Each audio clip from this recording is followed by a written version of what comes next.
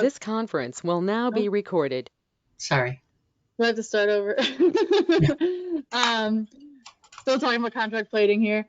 But Adapt is working on incorporating the Raymark Ballfield OU4 property into the marketing plan for contract plating, and we've touched base with them and they're still working on that. So hopefully we'll have that within the next month or so, and we can get that project on the street or with an RFP. What else? As you guys know, we submitted Brownfields grant funding, and we're hoping to hear back within the next month at this point for the $500,000 cleanup grant. In early April, we also submitted a $973,000 DECD Brownfields cleanup grant, and I'm not sure when we'll hear back on that, but that was the maximum that we were allowed, as DECD only allows $4 million total per property, and we're up in the $3 million range now. All right, that's contract plating.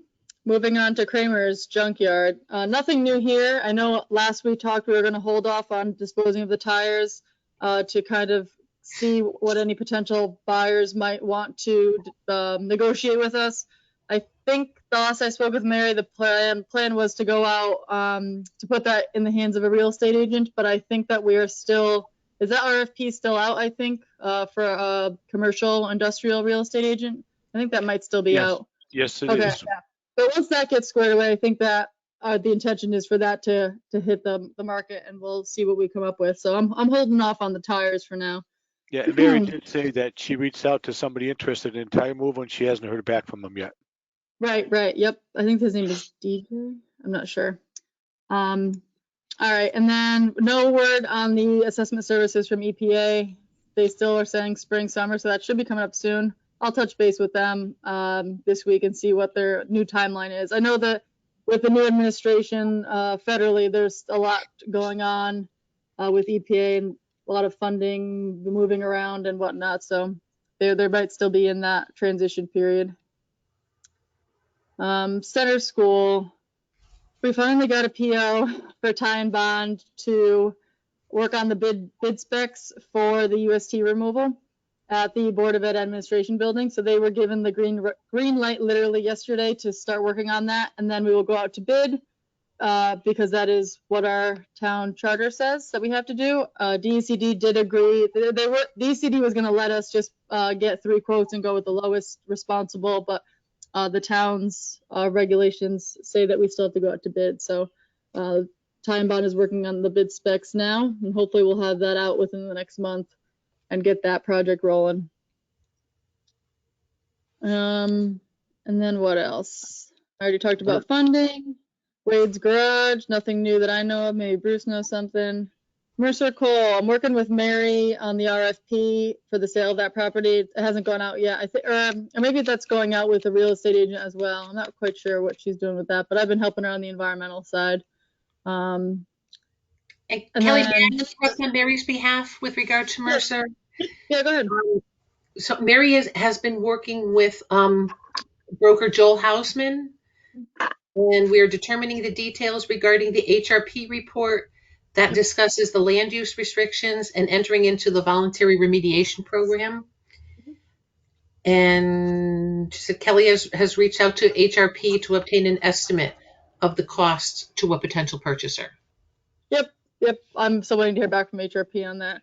And that's just so we kind of know where our bargaining chips are of what we can expect a potential purchaser to come in with. So I'm working with her on that, and that's all I got from Mercer Coal. And then the Van Buskirk paper road, I just want to let you guys know that I am assisting with the removal of 3 trees within that paper road right of way. And hoping to complete that before the property transfer to the adjacent homeowners. And then I was also advised that there is someone that decided to go in and clear trees already and are using the property. So I'm willing to forego that because I know we're working toward giving them the property. So, but typically you need permission to remove town trees. So, so we're working on that.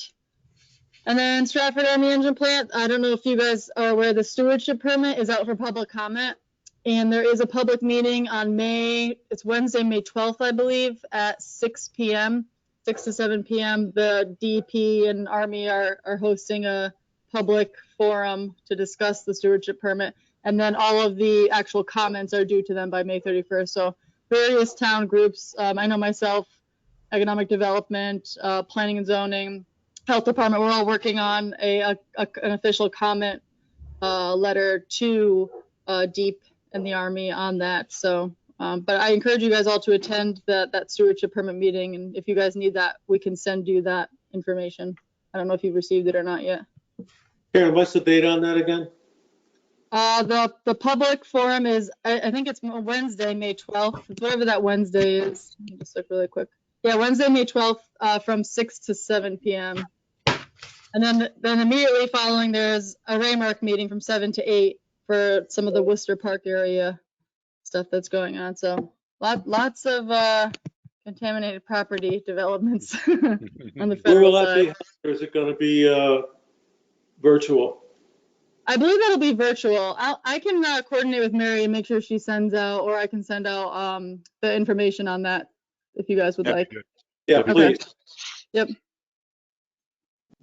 And that's all I got for you guys. Does anybody have any questions for Kelly? Next on, Mr. Jackson.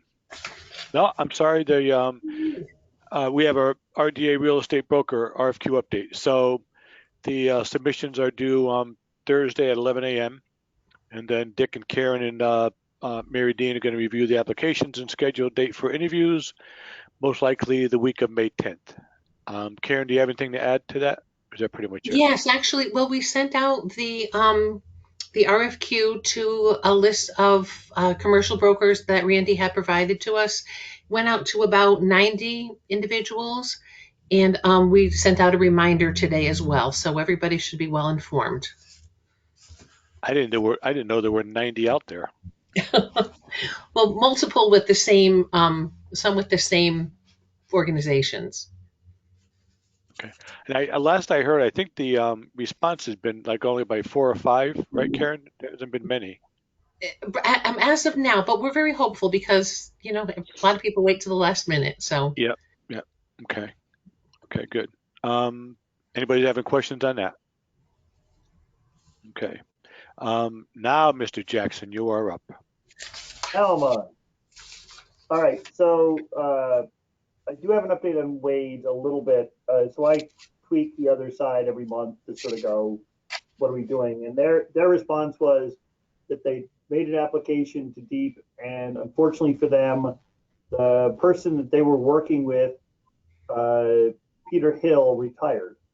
So now they were feeling a little lost. So I guess they're now working with Jeff Wilcox from Deep to get this is where they're going to get the new buyer of 2370 is going to enter into the voluntary remediation program.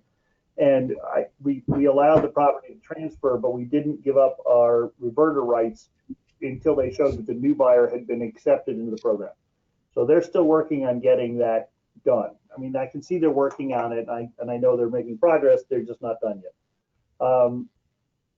So sort of the same thing on 2350 Mercer, which was that we want to put it out for bid, but we need to quantify what precisely a buyer, well, generically what a buyer would undertake with regard to entering the voluntary remediation program. If you remember, one of the reasons the town ended up taking all these properties, Mercer, the East Broadway property, contract plating, was they changed the rules.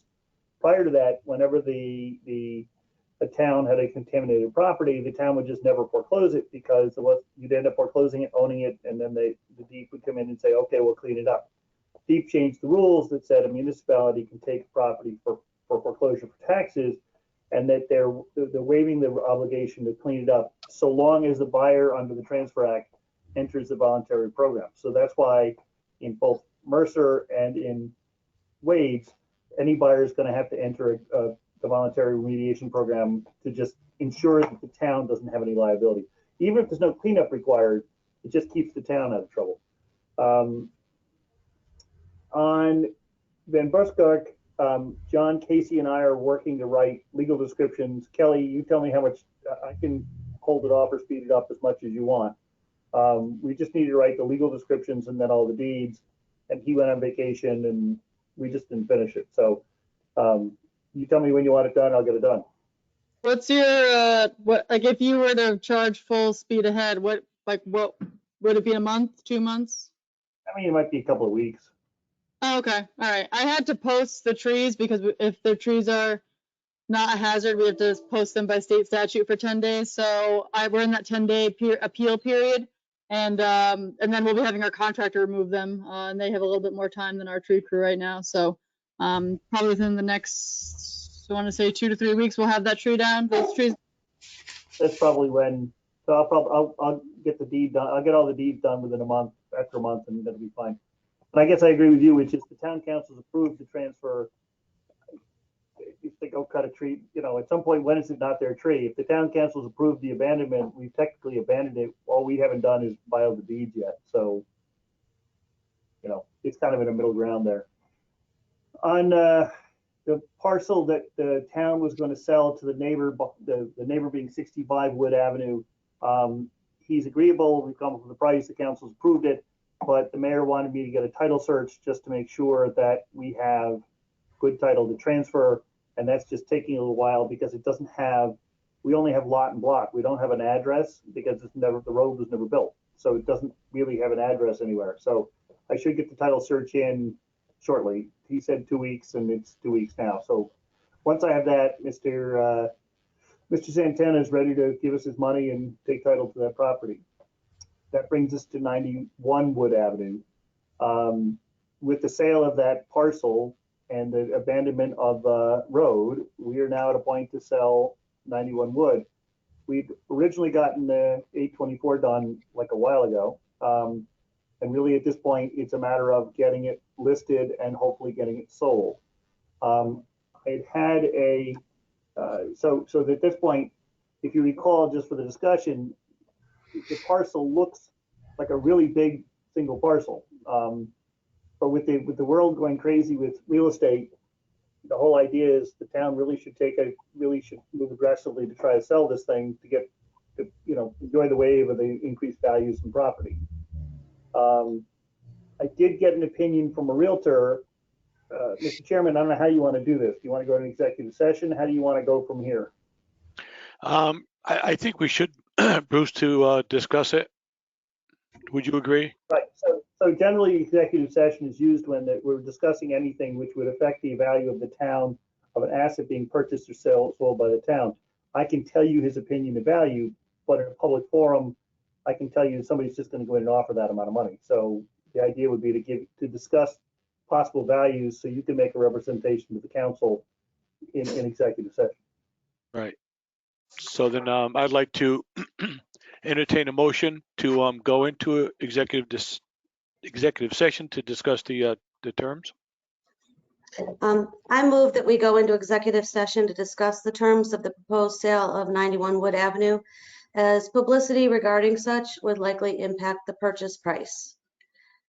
Entering into executive session will be members of the RDA, Attorney Bruce Jackson, Environmental Conservation Superintendent Kelly Kerrigan, Economic Development Director Mary Dean, if she joins us, and Economic Development Supervisor Karen Sportini. Okay. Do we have a second? I second it. Do all those in favor? Any discussion on that? All in favor? Say aye. Aye. Aye. Any opposed? Motion passes unanimously. The one thing that we would like to do is that anybody, members of the public who have called in, we would ask you on an honor system to please dismiss yourselves. You could call back into the meeting after about 5 minutes, and at that time, we'll enter you into a waiting room, and we'll admit you back into the meeting as soon as we resume the public meeting. So at this time, if there's any public on this phone conversation, I would ask that you dismiss yourselves, and I appreciate your understanding. Can I just take off my audio, or do you want me to leave? You can click your audio off. I mean, Yeah. Just don't take any notes. Don't record. No. Right. Okay, my audio's off. And Karen, can you see if there's anybody else on? It appears that there's one more person, so I will excuse. Okay. that call up. They just excused themselves. So Okay, good. I am going to stop the recording. This conference will now be recorded. Okay, so it is 6:04. We are now back in our public meeting. If anybody from the public has joined us, thank you for your patience, and we appreciate that very much. So I'd like to entertain a motion from this committee to proceed as we discussed in the executive session as it refers to 91 Wood Avenue, the sale of 91 Wood Avenue. I move that we proceed as discussed in executive session. And do I have a second? Second. Any discussion? All those in favor say aye. Aye. Aye. Chair votes aye, passes unanimously. Thank you, everyone. I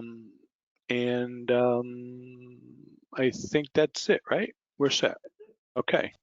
Bruce, anything else? No, nothing very exciting going on, so I'll end it there. Okay, No news Thank is you. good. That's right. Keep the lawyers out of it. that's right. Okay. Okay, so next on the agenda is the former Center School site RFP update. So Meredine and Karen and I and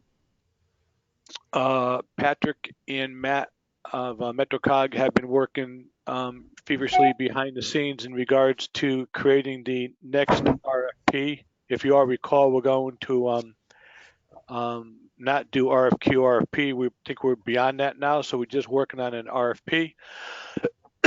Excuse me. We should be getting that final draft by Monday, I believe, this coming Monday on the 3rd from MetroCog. So we basically, just so everybody knows, the center school property at this point in time is off the plate. The Copper Watts location is temporarily off the plate, with the exception of the main entrance drive would still be coming in off East Broadway.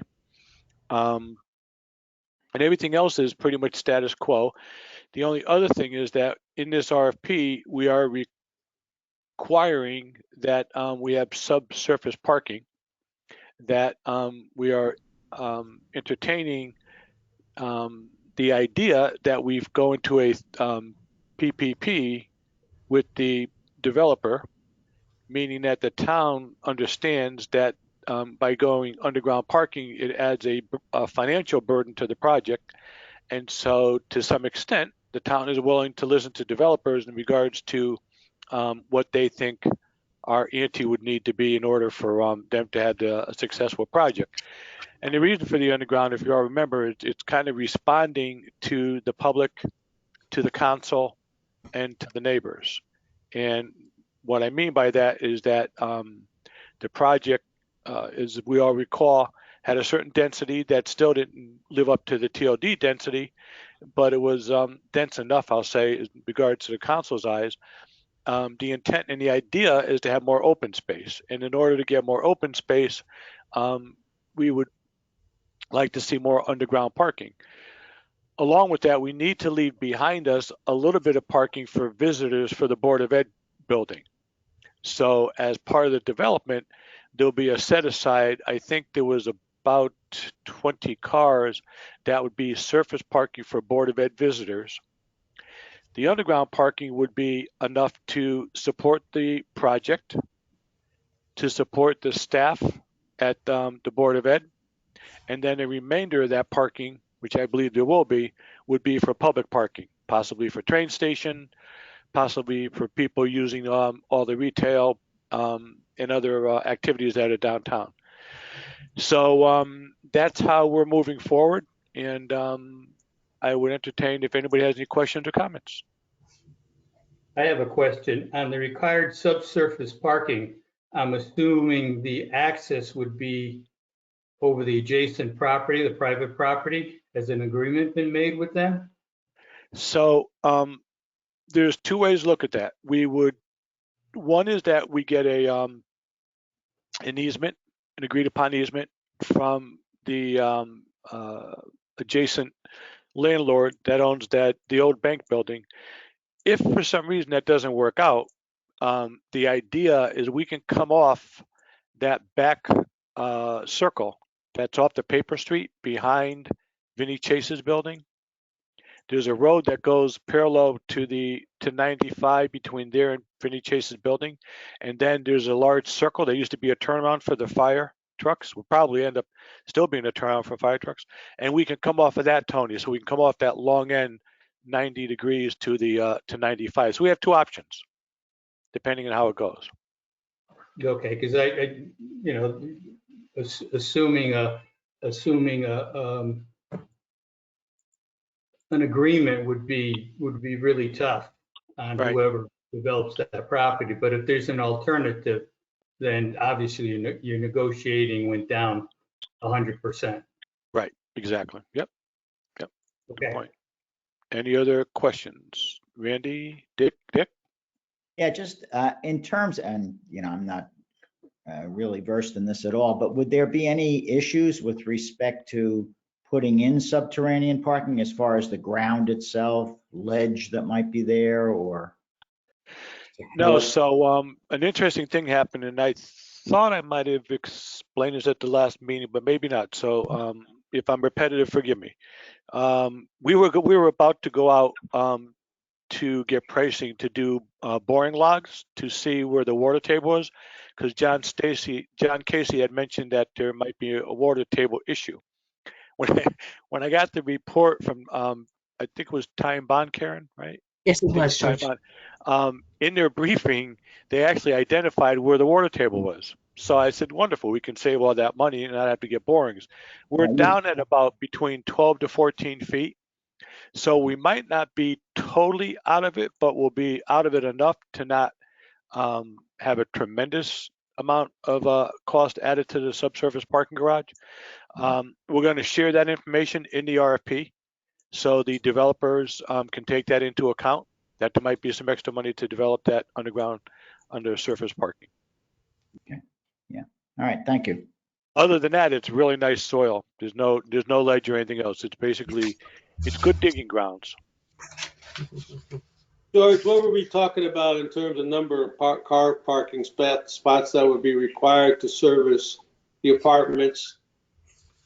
I'm not familiar with the zoning requirement per unit. In the last proposal, Randy, that was from Zenlith, it was, I believe they're providing 109 cars. So we think that that's probably going to be going north of that, because there will be some more surface now that they can do developing on. I think we all still like that sort of concept and approach. But I just looked at it real quickly, and I'm pretty confident we can get over 200 cars down there. If you look at the way the parking was today, and we basically park under that entire podium, we could probably get north of 200 cars. So we would have, we were throwing some numbers around of maybe 50 or 60 cars for the Board of Ed, let's say 100 cars for the complex or so, and then we'd have another 30 to 50 cars for the public, somewhere in those numbers. Okay. And the reason, just so you know, the reason the Copwatts house is off the table just at the moment is that there's some talks going with the Afro-American Museum that they might want to temporarily take over the house for their location while they're deciding on where they want to go permanently. So that's why that's off the table at the moment. We believe that it might be available before we start this, but we just want to be safe. Okay. Anybody else have any questions? Okay. Next, Ms. Karen, the RDA budget, if you will. Right. So in essence, the budget is the same. There have not been any additional charges, but what has been resolved over the last few weeks is a little bit of confusion with regard to where some of the secretarial fees were charged. So it's actually $400 less than last month. But we're squared away. Everything's on track. The right accounts are being charged. Okay. So that leaves us with $66,385. $385.20. Okay. Does anybody have any questions for Karen? Okay.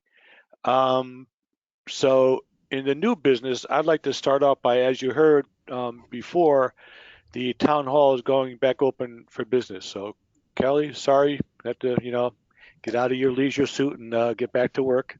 But along with that, we're going to be allowed to go back to our room. What is it, 213? 213, yes.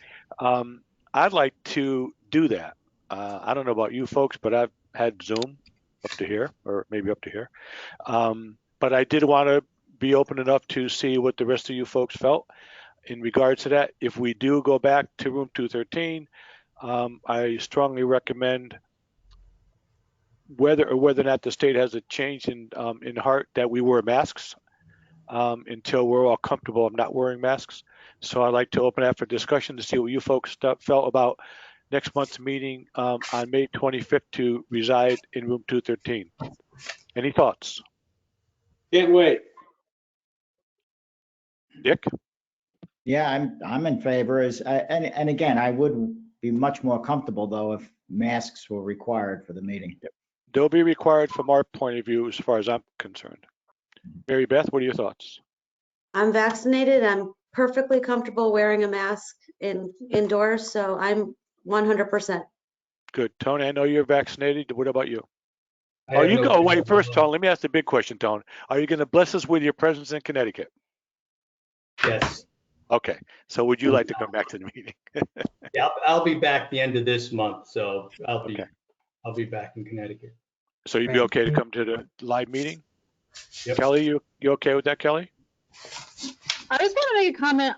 Do we have to accommodate the public, and are there any restrictions as to capacity if you do have to accommodate the public? If the public... That's a great question. I do not know the answer. Karen, do you by chance know the answer? I do not, but I will certainly look into that, Kelly. Good one. Yep. We'll reach out and find out, and then we'll report back. What might have to happen, is there the council chambers used while we're there, Karen, do you know typically? Are there other meetings going on at the same time? I don't even remember, George, honestly. Yeah, I don't either. I don't really, I'm just thinking of Margot's calendar in my mind. I don't necessarily think there's anything at the same time, but I don't know if another option might be for us to meet in person in 213, but make the go-to available to the public, but we'll have to explore that. Okay. All right. Bruce, would you be okay coming back and doing your report? Oh, I would be happy to hang out with you guys. Beautiful. Carol, our most important person on our Brady Bunch screen here. How about you? Carol? I don't think her audio ever came back on. Oh, okay. Turned it back on. Carol? Nope. Okay. We're going to assume that she's going to be okay. If not, then I'll let you know. So then, Karen, the ball's in your court to let us know. It seems like we have a consensus that we're going to be back, which I'm very delighted to hear. Thank you all. Awesome. Anybody else with any new business? Okay, next meeting is May 25th of this year, and I'd ask for a motion to adjourn. First by Mr. Randy. Do I have a second? Second. By Mr. Dick. All those in favor? Aye. Chair votes aye. Pass unanimously. Thank you all once again, and have a wonderful rest of the evening. Okay. Thanks very Stay much. well. Thank you, everyone. Bye now. Bye-bye.